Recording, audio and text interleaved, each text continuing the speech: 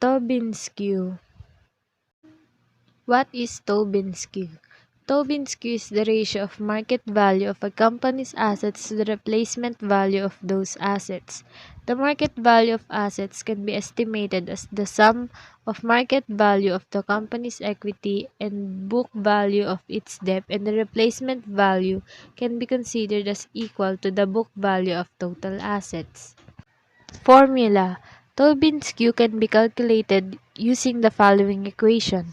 Tobins'Q equals market enterprise value over total assets replacement value. And then another formula is Tobins'Q equals equity market value plus liability market value over total asset replacement value. Market value of assets equals the market value of equity and market value of debt. The actual replacement value of assets is hard to determine, so it is assumed to be equal to the book value of total assets. However, many companies do not have marketable debt, so it is assumed that the market value of debt equals to its book value. So Tobins'Q simplifies to this formula.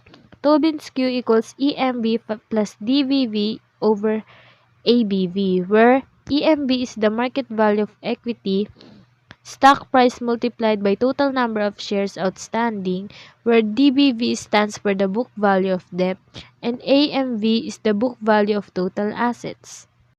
To get more ideas on how to solve in this formula, let's watch this video. Ratio looks something like this.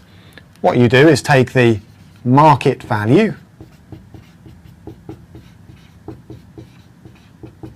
of, has to be US listed firms, because otherwise it's very difficult to get a market value. There needs to be share prices. So the market value, ideally for the full Tobins'Q, of equity and debt, so the market value of US listed firms compared to the replacement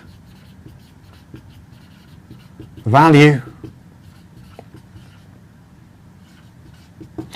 of their assets.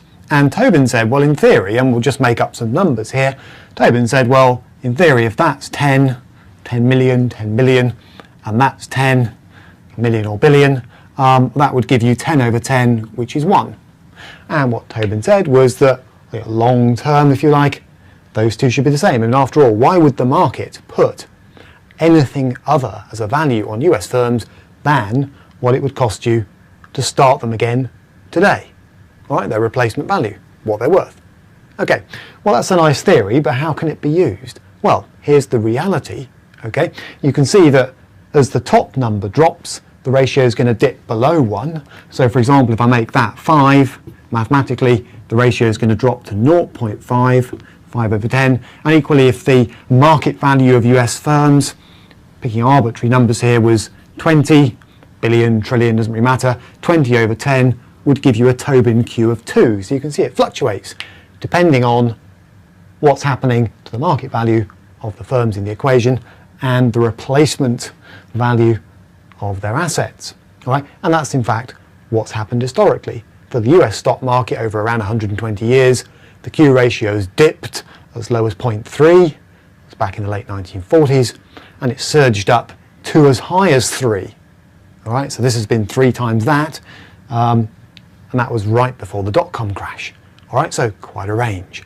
So, as an investor, what do you read into a fluctuating Q ratio? Given that long term it should tend back towards 1, it's the natural order of things, what do you conclude from the fact it can be below 1 or above 1? Okay, so let's have a think about that. In my first example there, if the market value of firms is below the replacement value of their assets, that's all of them, intangible, tangible, and so on, then what are we going to conclude? Okay, well, a pessimist would say that where the Q ratio dips, all right, now think about it, if the Q ratio's dipping, essentially shareholders, the people who buy and sell shares, are putting a low value on firms relative to the replacement value of their assets. Some people would say, well, that means, pessimists would say, these are too high. That's why the Q ratio is dipping. All right? So pessimists, and it can be associated with sort of a pessimistic market when the Q ratio dips, if you like, would say, well, what needs to happen is these need to come down. Okay? How are asset values going to come down? Firms are going to go bust, they're going to get liquidated, assets are going to be written down, and eventually that will correct things. Right, it'll pull the ratio back towards equilibrium or 1.